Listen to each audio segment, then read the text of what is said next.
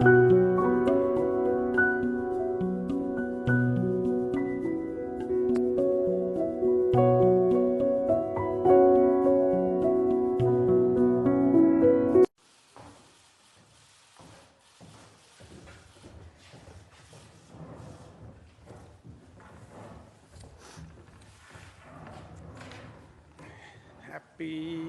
Sunday. It's good to see all your smiling faces, some of your non-smiling faces. From my far right, Dr. James Malatras, Commissioner Howard Zucker to my left, Melissa DeRosa, Secretary to the Governor, to her left, Robert Mejica, Budget Director. Thank you for being here. Let us go through some updates for today so everyone knows where we are and what we're experiencing. As you can see, the increase on the trajectory of cases continues to climb, 7681. A couple of updates that I would like to make to the local health providers. We want to anticipate this situation. We talked yesterday about planning forward, getting ahead of it, that we have been behind on this virus from day one. And rather than be reactive, be proactive, get ahead of it. Local health providers should be watching what's going on in different parts of the state and anticipating what's going to happen. This is going to be a phenomenon of a rolling apex. We keep talking about the apex, the top of the curve. But the top of the curve will occur at different times in different places, right? The curve is a function of the rate of spread, the rate of density, and when it started. So you'll see different curves. You see it all across the country. It started in Washington, the state of Washington. Now you see New York, you see Chicago, you see New Orleans, you see parts of California. So that rolling apex is happening across the country. That rolling apex is also going to be happening across the state of New York. The current projections all say New York City will face the first high water mark, if you will, high tide mark, the height of the curve. But then you'll see Westchester, you'll see Long Island on a delay with their curve hitting a new height. Model projectors are not sure if it's Westchester first or Long Island first. Some suggest it's Westchester because we had that cluster in Westchester, if you remember, at New Rochelle. And then upstate New York. We expect a curve in upstate New York also. May not be as high, obviously, as New York City, Westchester, Long Island, but there will be a curve. So if you are not in a highly affected health area now, that doesn't mean you're not going to have a real situation to deal with, because these numbers are just going to continue to go up all across the state.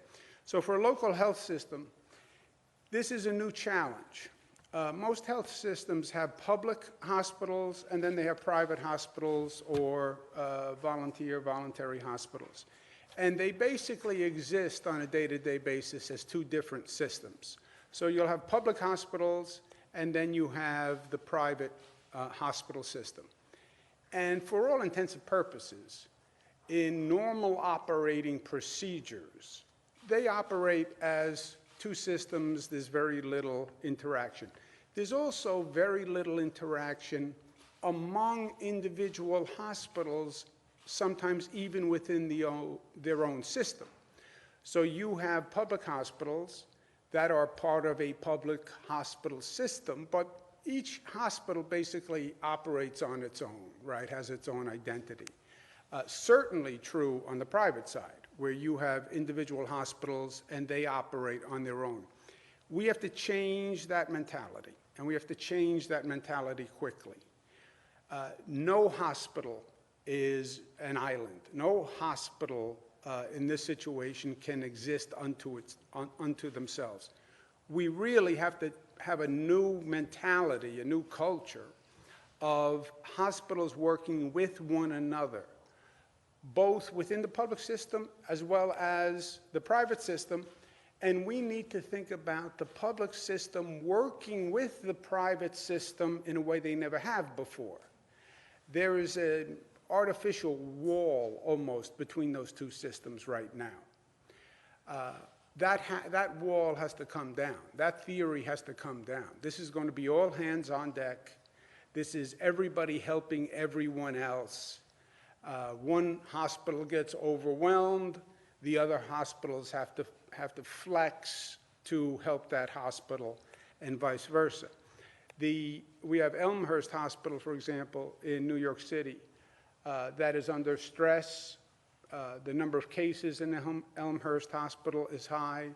When the number of cases is high, the stress on the staff is high. I was just speaking with Dr. Zucker about this. You do this for 2, 3, 4 weeks, the level of stress is very intense. Elmhurst Hospital is part of a public health system of about 11 hospitals in New York City. That system has to work together, and those hospitals have to work together. The 11 health and hospital in New York City, the public system. And I'm going to ask Mayor de Blasio and Controller Stringer to take a look at the system and figure out how we can get that system to work better together as a unified system. This is not going to get better soon, right? So Elmhurst is under stress now. That stress does not abate for this foreseeable short-term future. So how do we make that system work better together? And what recommendations do we have to improve H&H? We'll also be meeting with the private hospitals in New York City that are organized through something called the Greater New York Hospital Association. I'm going to be meeting with them tomorrow to talk about having those hospitals also organize, act as one, get out of their silos, get out of their identities to work together. And then overall, you have these local health systems. The state's role, which we've never really done before, is getting those health systems to work with one another. So we talked about if New York City gets overwhelmed, we'll ask the upstate systems to be a relief valve for the downstate health systems, which has never happened before to any scale, and also vice versa. There will be a time where the upstate hospitals will be struggling.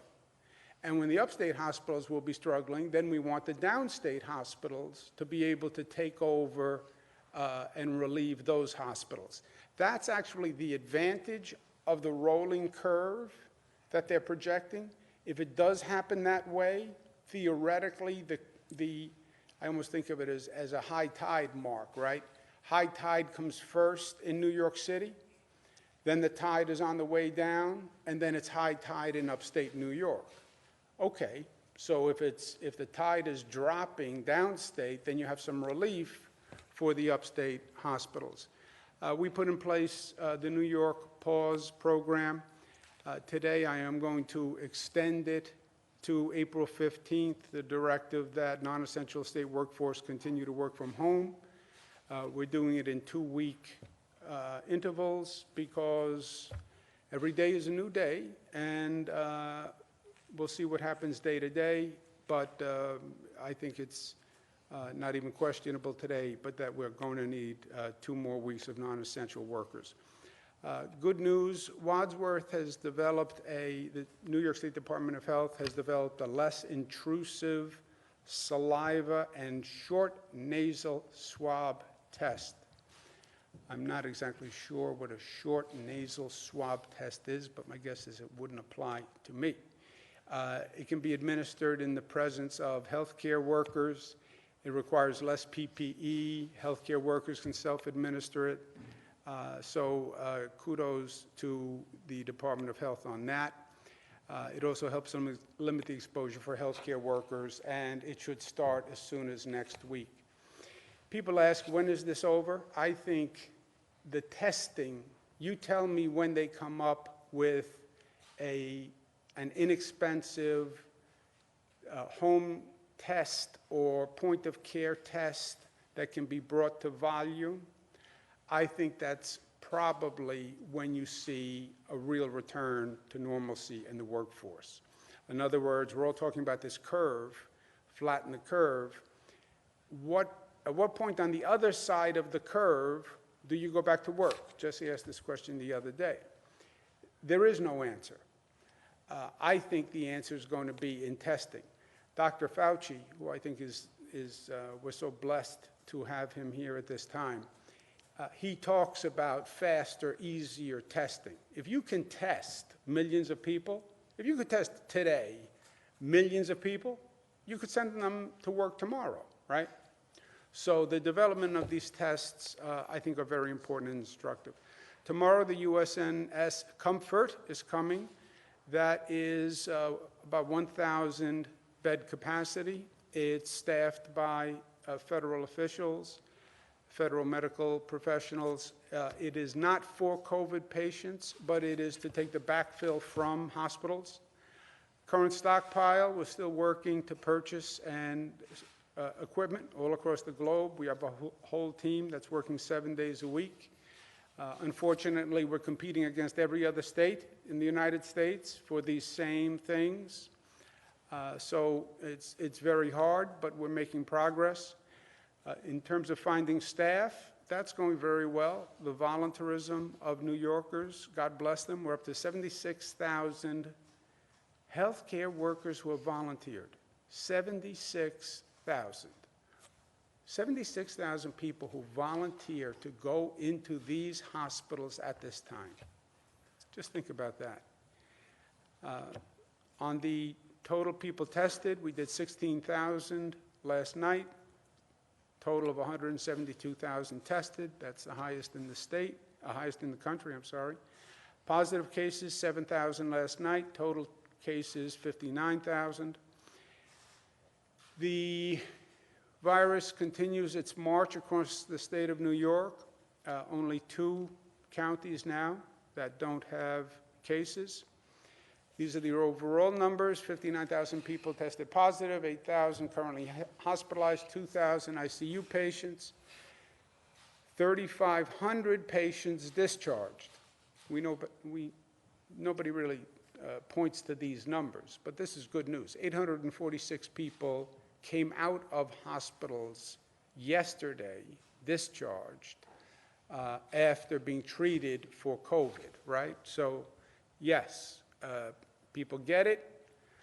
80% have either self-resolve or have some symptoms at home. 20% go into the hospital. Majority of those get treated and leave. It's the acutely ill, by and large, who are the vulnerable population.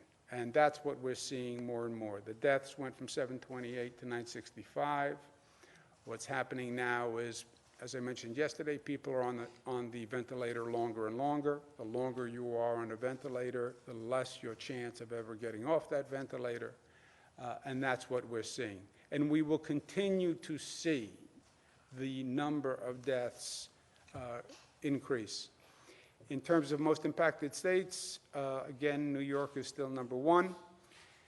Total new hospitalizations, these are the charts we look at every night.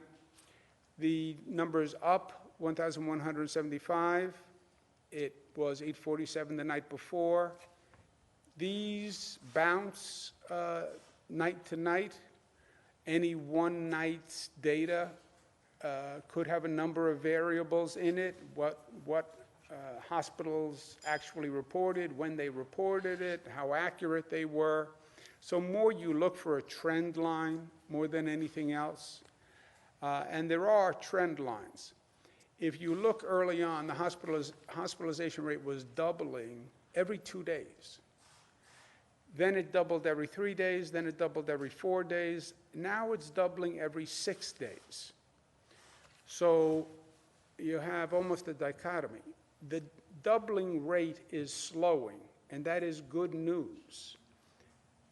But the number of cases are still going up. So you're still going up towards an apex, but the rate of the doubling is slowing, which is good news. Change in daily ICU admissions. You see a tick up in the ICU admissions, but again, you look for the trend line among those columns more than the individual columns. Change in daily intubations. We don't normally run this chart, but these are the people who are most seriously affected. And again, you see a trend line in that. You see some aberrations, March 26th, the 290, but you see a trend line. And the trend line is what we're watching. You also see a trend line in people being discharged, okay? And this is a dramatic trend line. So people came in, they started to get treated, only March 18th, right? So we're only talking about 10 days. They started to get treated. A few of them got out early, a few more, a few more, a few more, a few more, and now you're seeing the discharge number trend way up, because that's what's going to happen. People go into the hospital, they get treated, they leave. Those that are acutely ill get put on a ventilator, and then it's the inverse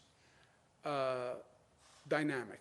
The longer they're on the intubator, the longer they are intubated, the longer they are on the ventilator, the higher the mortality rate. Again, perspective, these are the numbers from day one since China started. Also, we should all keep in mind, we lost the first responders who go out there. I was talking about the 76,000 people who volunteered to help medical professionals. Being a first responder today, being a public health official, working in a hospital, working with senior citizens, this is really an act of love and courage. We lost Detective Cedric Dixon, 48 years old. 32nd, 23-year veteran, could have retired. So we wish him and his family peace. We lost a nurse. We've lost a couple of other nurses. Kaios Kelly, 48 years old, who was the assistant nurse manager at Mount Sinai West. We wish his family the best.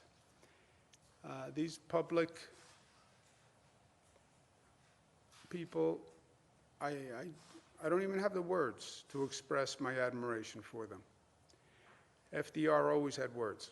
Courage is not the absence of fear, but rather the assessment that something else is more important than fear. To me, that says it all today. Everyone is afraid.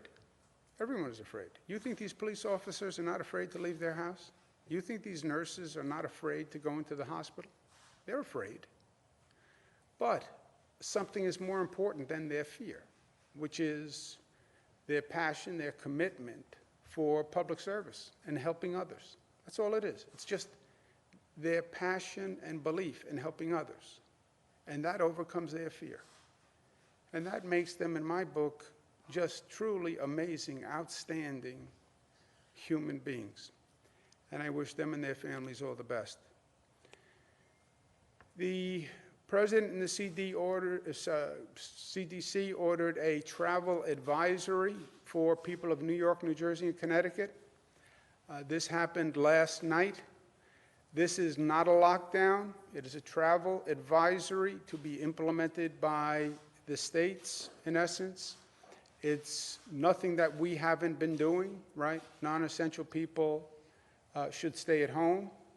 So it's totally consistent with everything we're doing.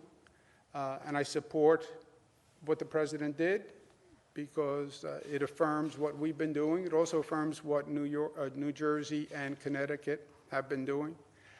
Rhode Island issued an executive order that New York license plates would be theoretically stopped at the border for mandatory quarantine of some period.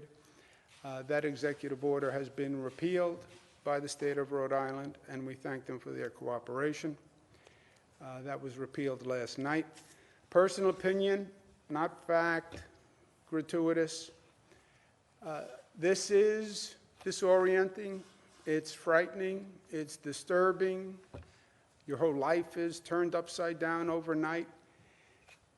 To the best you can, you find a way to create some joy. You try to find a silver lining in all of this. How do you break up the monotony? What do you do? How do you bring a smile to people's face? I'll give you my idea for today. Sunday, I come from an Italian-American family. Sunday was Family Day. We had the big family dinner, but you'd have like in the afternoon, so it was like a little confusing, but it was like a lunch, late lunch, they called dinner, and it was spaghetti and meatballs and sausages, and my family would all get together, and it was a beautiful time. I didn't really appreciate it as a kid, but it was just beautiful, because they all came together, and the grandparents were there, and they would start to eat at 2 o'clock, and it was like a marathon session. The food was really just the attraction to get people together. You know, everybody talks about how the Italians love the food. That's true, but really they love bringing the family together, and the food was the way that people came together. And then you sat at the table, and it was just a 2-3 hour affair. My mother and father did it also.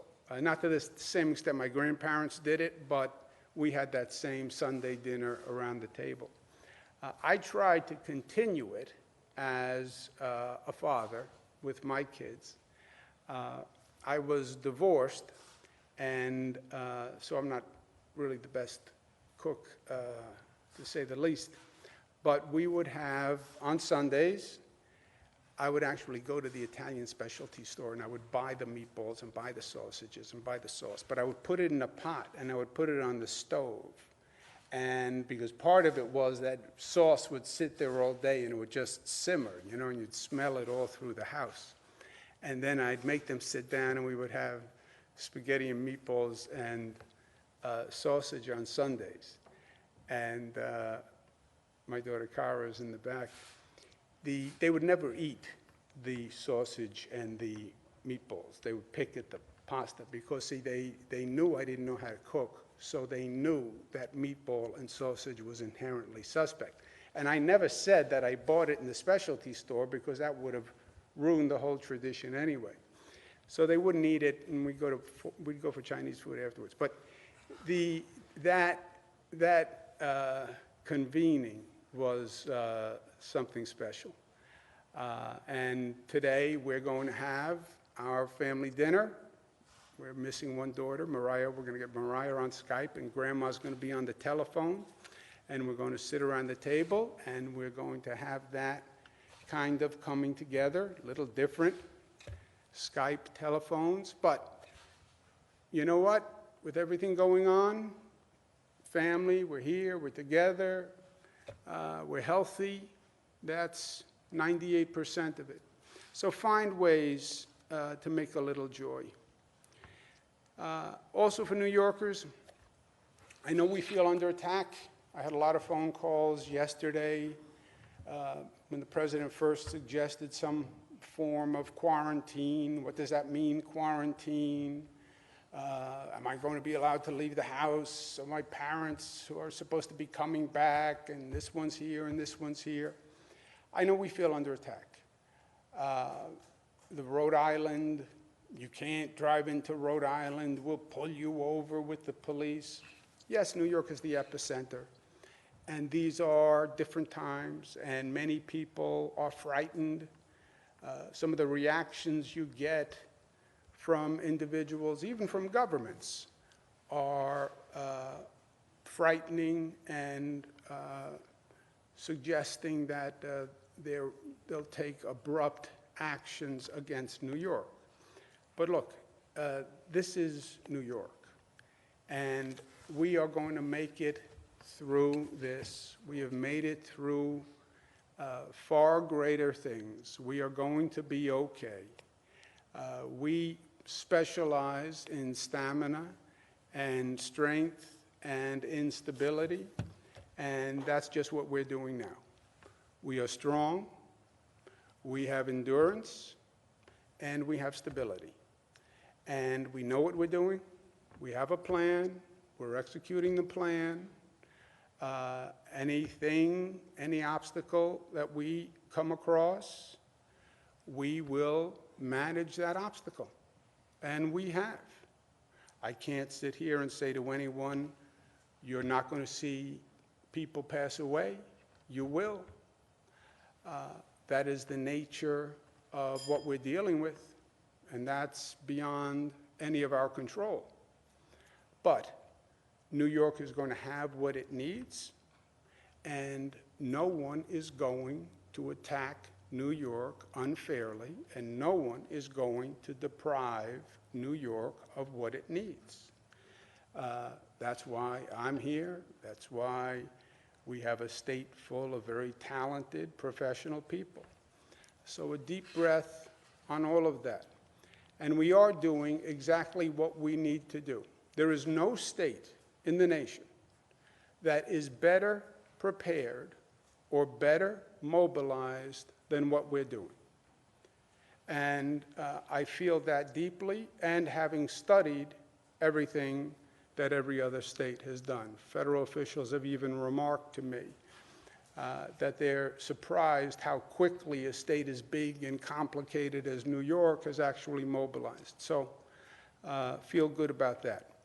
There are two great New York expressions that I use all the time.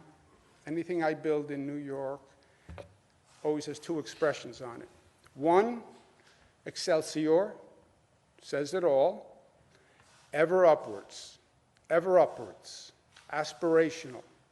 We can be better, we will be better. We're going to aim higher, we're going to improve ourselves. Excelsior, state motto, it's on the seal behind me. Excelsior. And the other, e pluribus unum, out of many one. Unity, unity. You put those two things together, it says it all. Aim high, do better, believe you can do better, be optimistic, and the way you get there is through unity and togetherness and cooperation and through mutuality and community. Those two expressions. I say to my daughters, if you remember nothing else when I'm gone, if you walk up to the box and have nothing else to remember, Excelsior, you can be better, it will be better, we can make it better. E pluribus unum, we make it better together. That's it, and that's what we're doing. Questions? When are we going to start funneling patients into Javits? Say again. When are we going to start funneling patients into Javits, and how is that process going to work? When are we funneling patients into Javits? Javits will be coming online this week. Also remember, a lot of what we're doing is we're building capacity and assembling supplies for the apex. You get these people who say, well, you don't need this today. Yeah, I know I don't need it today, because I know where we are in the trajectory today. I have to prepare for the apex, for the curve. That's where I need the beds, that's where I need the supplies, et cetera. That's when I say get ahead of this thing, right? The virus has been ahead of us. I want to get ahead of the virus. I want to get to that apex before the virus gets to the apex. So the Javits is part of that supply, but it will be coming online this week. When we actually utilize it is when we need it. Karen? I mentioned family dinners a moment ago. Obviously, the stay-at-home order through April 15th affects Easter and Passover, so that means that people can't go to church, can't have seders. What advice do you give them? It's hard. It's hard. But on the flip side, I say, look at what happened in New Rochelle. Those gatherings that brought people together were religious gatherings and brought hundreds of people together, which was beautiful, but it made many, many people ill.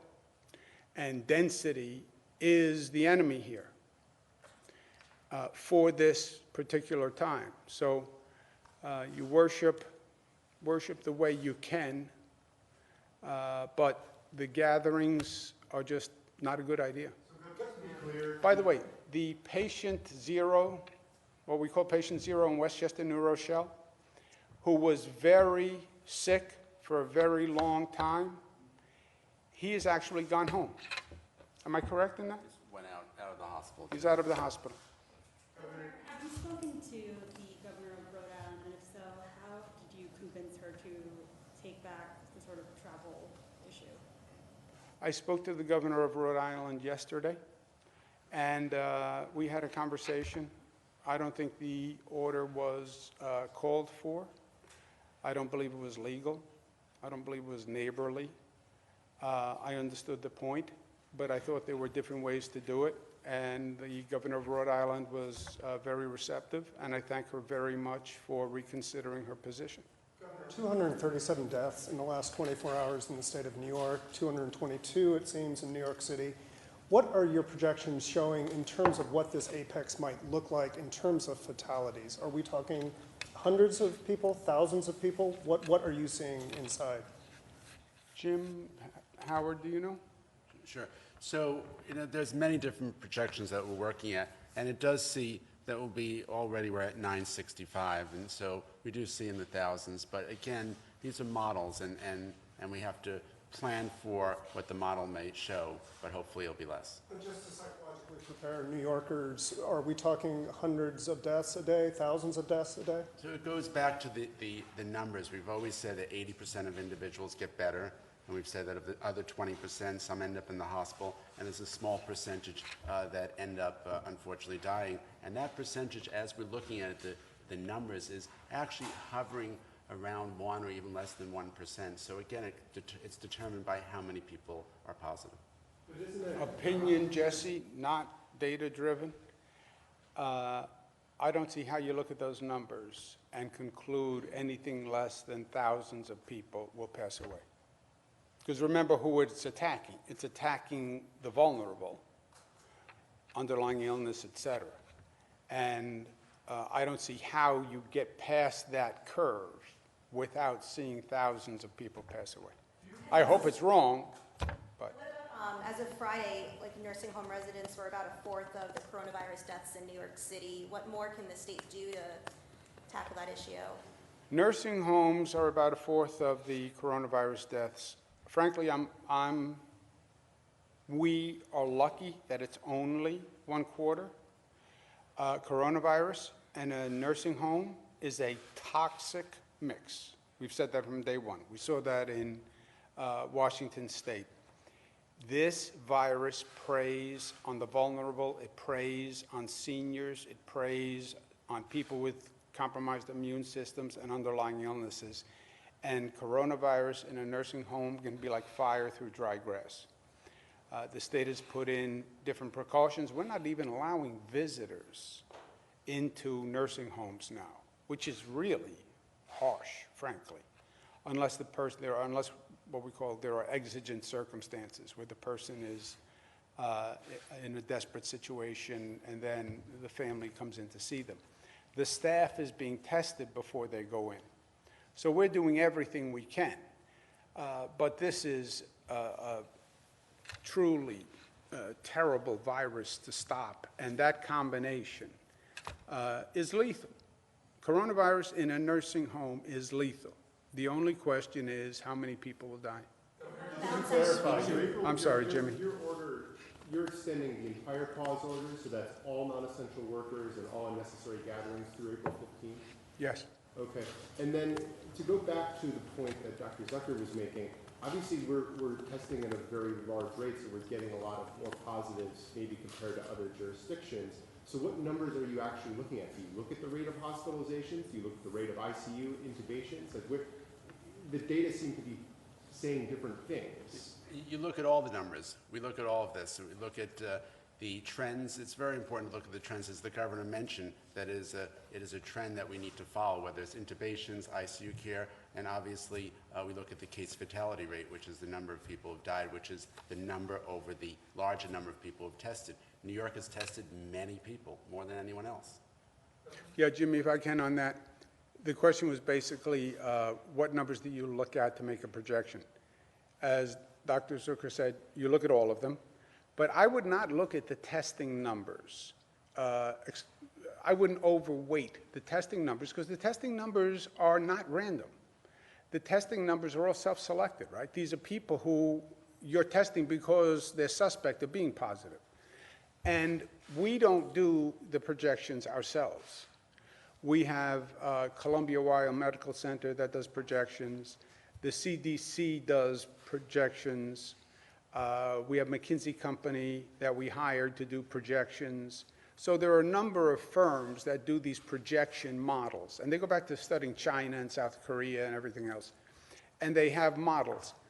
The models, some of the models are all over the place, right?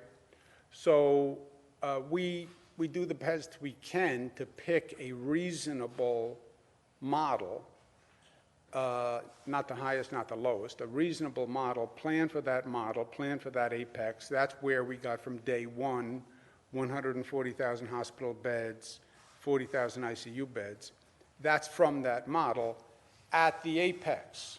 At the apex. Well, you don't need 140,000 hospital beds today. Of course not. We need them at the apex. But that's where we got those original projections. Then you have actuality, right, which is what you're pointing to. You can see the day-to-day, how many come in, how many go out, the discharge rate, the death rate. And that's what we're plotting. And then they take every day and they put it against their projection. But you still only have a projection. They still can't tell you. They're watching for the slowing of the number of cases. And when you see the number of cases, the increase in the number of cases slowing, then you are theoretically reaching the apex. And otherwise, you just watch it day to day. So you talked to Governor Raimondo about sort of stopping New York plates at the border. What about Governor DeSantis in Florida? We're hearing that that's happening on I-95. I did not hear that. I didn't. Will you be talking to him? I know that there are clear restrictions in Florida in place on New Yorkers or people coming from New York. Yeah, Jimmy, I don't know what Florida did, but I will look into it. Let me just go to you don't get a three-part question. You get two parts. Take first and second part, put them together in one part. Okay. I will do that. Moving forward, what is your plan for what might be considered by the experts a mental health crisis pending? And then, as people are cooped up together, domestic violence is expected to rise. And then, do you get crime reports and the crime rates down? All good questions. Doctor, do you want to comment on them, or Jim, you want to talk about the mental health program? The mental health program, we have a volunteer program. We have nearly 12,000 mental health experts and professionals who have signed up to offer services to New Yorkers, either via telephone or Skype or other things. So that program's going quite well, of psychologists and psychiatrists and other mental health experts to help with that. We are tracking criminal justice. Are you expecting to do something that's more New York State centric as opposed to this national type thing where mental health experts from all around the country could offer Skype and other? Many of the people are Skyping because we want to limit distance. We want people to distance from one another now. So many of those volunteers that I mentioned are actually New Yorkers who are just giving their time and expertise to help New Yorkers in need right now. It's very New York centric. Please comment on that. Yep, that's right. That's right. The domestic violence question that I asked about. Jim, Moore, Howard, do you want to take that? We've been tracking some of that data. It's tough to tell how it's emerging. We have seen there's some anecdotal instances of increase of domestic violence issues, and the Department of Health and other government agencies have been monitoring and trying to provide services where possible. But I will defer to Dr. Zucker on how. As Jim said, we're working with all the different agencies across the state on this issue, Office of Mental Health, and all the other agencies. And I've also reached out to some of the professionals in the private sector to ask some of the recommendations they may have. Sir. I appreciate it. Could you please speak to, there was ample warning before coronavirus touched down on New York shores that there should be large mass gatherings should be banned, all gatherings should be banned, there should be large workplace restrictions. Why didn't you shut down the state sooner? I think we shut it down. I think we were one of the first to shut it down. You know, shutting it down is not without criticism either, right?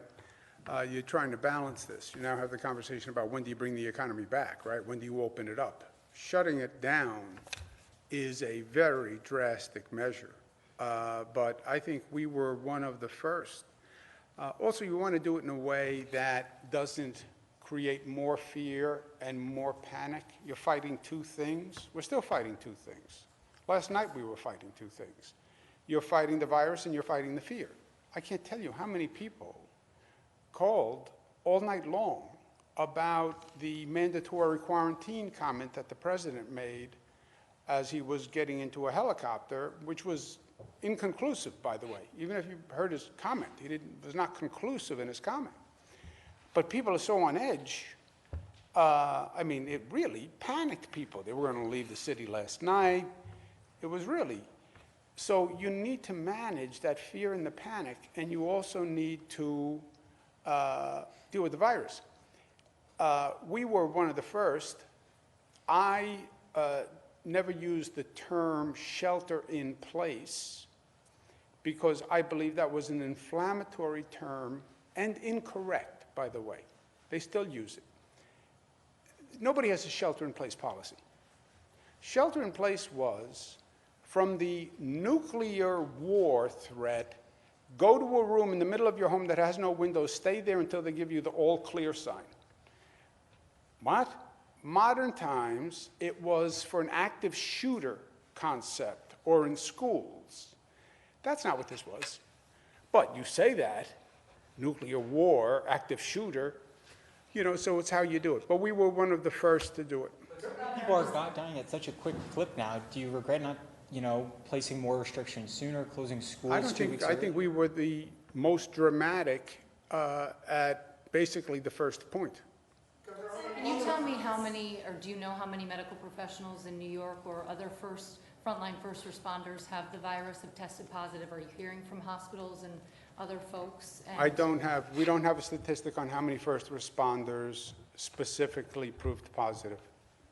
Senator Schumer's office says you're just flatly rejecting $5 billion in coronavirus Medicaid funding for New Yorkers because you're not willing to delay the Medicaid reforms until the federal funding runs out, and his office says we just can't hurt local governments, especially at this time. What's your response? Well, I say to Senator Schumer, it would be nice if he passed a piece of legislation that actually helped the state of New York. The piece of legislation he passed stopped the state from a process that was happening for 6 months, which was redesigning the Medicaid program to make it more efficient and more effective. It was called the Medicaid Redesign Team. I announced it back in January. It's the second time we did it. And it takes waste and fraud and inefficiency out of the system. And that was going on since January. The legislation he passed said you can't redesign Medicaid. For what reason, I have no idea. So it disqualified this state from funding. And he knew that when he passed it. Well, it didn't because you have the choice. You could either take the additional $6 billion in FMAP and pause the MRT, which is worth $2.5 billion, or you could. It sounds like you're not taking the $6 billion and you're going to push ahead with the MRT. yeah, I have no choice. Because on the I'll tell you, $2.5 billion per year recurring is worth more than $6 billion one shot. I'd rather have 2.5 than $6 billion today. And I called every congressional representative and told them, why would you want to stop a Medicaid redesign that's been going on since January? I don't know what their political calculus was, but that's all it was a political calculus. There's no good government reason to say why you would want to stop a Medicaid redesign headed by Dennis Rivera, former head of 1199, Michael Dowling, top healthcare professional in the state, passed by the Assembly and the Senate. A state-passed Medicaid redesign effort. Why would you ever want to stop that? I don't know whose politics they're playing, but they didn't represent the people of the state. Like, maybe you could just do that next year. Why not take the money they're offering you now because you need it and just redesign it next You year? want to interrupt? So one of the numbers here are important. The $6 billion number, we can't get to the $6 billion number no matter how you estimate those numbers. It's probably closer to about $4 billion, and that assumes that the emergency is in place for a full year. There's nothing in that bill that says that it will last for a year. In fact, it will end as soon as the president declares the emergency is over, so that could happen at any time. So that $4 billion number also is reduced. If it's half a year, it's 2.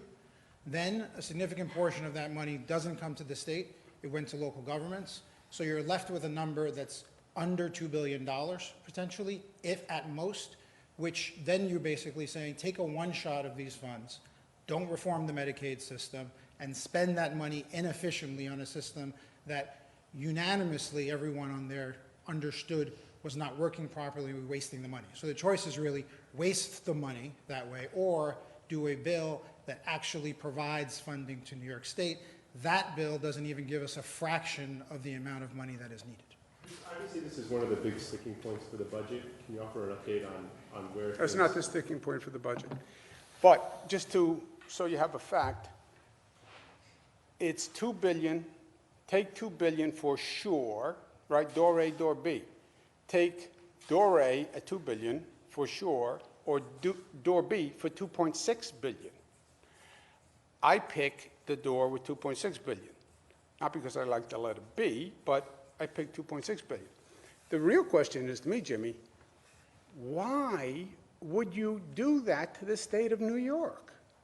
Why would you say, stop a Medicaid redesign that saves taxpayers money, that has to be passed by the Assembly and has to be passed by the Senate? Why would a federal government say, I'm going to trample the state's right to redesign its Medicaid program that it runs, that saves money? What is, I don't even know what the political interest is they're trying to protect. But $2 billion versus 2.6, I picked 2.6. Second, the problem with the budget is the numbers. Why? Because the federal government, what we just talked about was in the previous bill, 2 bills ago. The bill that just passed, we get 1.9% of our state budget, about $5 billion, which is 1.9% of our budget, only to use for coronavirus expenses. Okay? $5 billion, 1.9% of our budget, only for coronavirus expenses.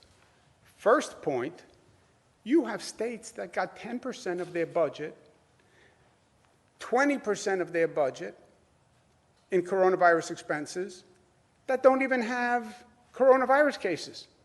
You have some states have 4 cases. We have more cases than anyone else.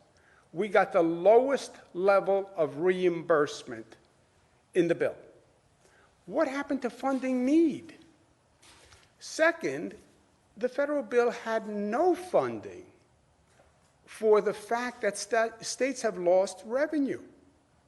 And Speaker Pelosi, God bless her, was asked today, how about Governor Cuomo's point that it didn't do anything to help the states? And the Speaker basically said, yeah, we have to come back and pass another bill. So we have a $10 billion, $15 billion revenue hole that the federal government did nothing to help on. Now I have to do a state budget. So now I say to the State Assembly and State Senate, by the way, we have a $10 or $15 billion hole. They don't want to hear it, right? Nobody wants to hear it. I don't want to hear it. Unfortunately, I have to live with it. But how do you do a budget with that big a hole? And remember, the great heartbreak was we were all waiting for this last federal piece of legislation because we all believed it was going to have money to help us with our revenue shortfall. And then it didn't. So like that shock was just 2 or 3 days ago. Now we have to do the budget next week. The help we were waiting for from Washington never came. Now we have to make drastic cuts to the budget like you have never seen. On the issue of the travel advisory, how do you envision non-essential travel? I mean, business travel for many people is considered essential. You yourself said that the financial sector is important. How do you imagine that? And are you asking people not to come to New York to do business? No, same definitions as we have, Jesse. Non-essential, if you are non-essential worker, you shouldn't be leaving your home. If you are an essential worker, then you can take a bus, a train, a car, a plane. Specific to the travel advisory, Same. the CDC. So should people be traveling to New York? Same rules. If they are essential business travelers, yes. Aren't there a lot of Medicaid savings that you could still do that would be allowed under the bill? It looks like you could still find savings without shifting costs to counties. And what would be the impact of the across-the-board cuts that the MRT is looking at that are possible at a time of a public health crisis? Well, we do have funding. The question is, how do we fund the healthcare costs? The federal government did provide healthcare funding. I have $5 billion in the bill for coronavirus funding, but every hospital now has coronavirus expenses. So we have $5 billion for healthcare in hospitals.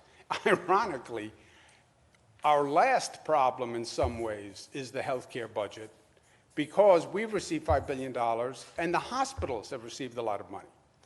The big problem is, how do you fund the schools? Because the schools are the second biggest expense for the state after healthcare, and that's where we have $0. Short-term borrowing?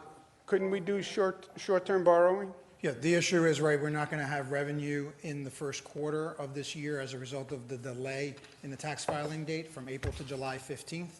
So with no revenue coming in because of that federal decision, we'll have to potentially borrow resources to bridge that gap temporarily. Those revenues should come in. That's different than the revenue actual shortfall, which is a result of having only essential businesses open and that revenue not coming in. But to bridge that gap, we'll do short-term borrowing. We still have a $10 billion revenue shortfall. But the essential problem on the budget, just so we're clear, is when you have that big a hole that has to be closed, there's two things you can do. You can sort of paper over it and come up with expectations. Well, we believe the next federal bill will actually deliver money to the state of New York.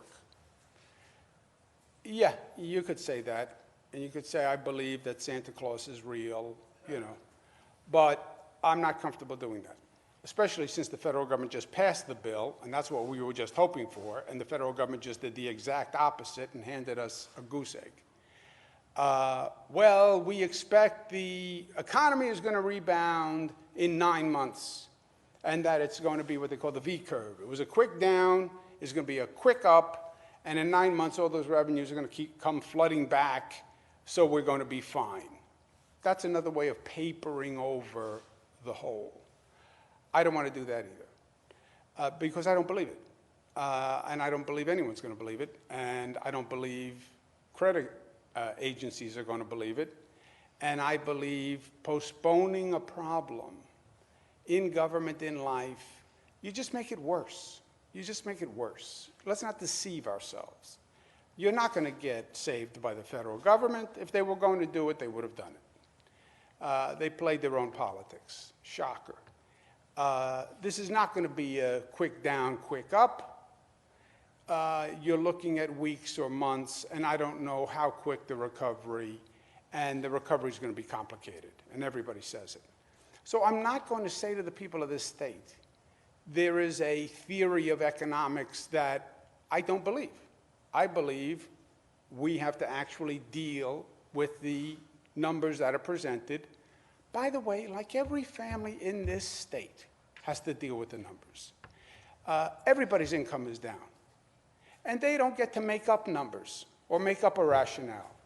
Well, I'm going to go buy a new car because I think I'm going to get rehired, and I think I'm going to get rehired at a job that pays more. So I'm going to go buy a new car. I'm not doing it. I'm not doing it. They can't do it. I'm not going to do it. It's going to be honest. I know it's politically hard for the legislature. I know that, legislative bodies, they want to make friends by giving out a lot of money. We've been successful in being very prudent economically. Our spending rate has gone up less than any administration in modern history. Our budgets have passed, and they've been right. I'm not going to change that now. So I'm not going to paper over the economic reality. And I know it's difficult for them, but I'm not going to do it otherwise. I can tell you that right now. I'm not going to pass or sign a phony budget. Have the legislative leaders indicated? The same policy issues we've been discussing all along. The main policy objections, they object to a policy proposal that I put in, which would be a bill that is meant to fight against anti-Semitism. Anti-Semitism has been a major problem in this state. Right now we have coronavirus, and that sort of eclipses everything. We tend to be myopic. We've had dozens and dozens of anti-Semitic attacks all across this state. I've been there with families who have been attacked. I was there the morning after the first night of Hanukkah when a rabbi's home was attacked. Not to address anti-Semitism in the state, I think, is a terrible mistake. And it's not just anti-Semitism, it's what I call domestic terrorism. It's repugnant to the concept of New York and America to attack someone based on their race, color, creed. If you try to kill someone, if you kill someone in an attempt to kill several people based on their race, color, or creed, how is that not a terrorist act? You kill someone and you were attempting to kill multiple people based on their race, color, creed. They don't want to pass that bill, and there's objections to the surrogacy bill, which would help infertile women who can't have a child, can't carry a child biologically, from having a surrogate so they can have a child. It would stop LGBTQ couples from having a child, which is wholly ironic to me, as this is the state that first passed marriage equality. Now you say to that couple who you said you can get married, but you can't have a family because you can't have a child. Makes no sense to me, but those are the main discussions. Let's go to work, guys. I have to go. Thank you.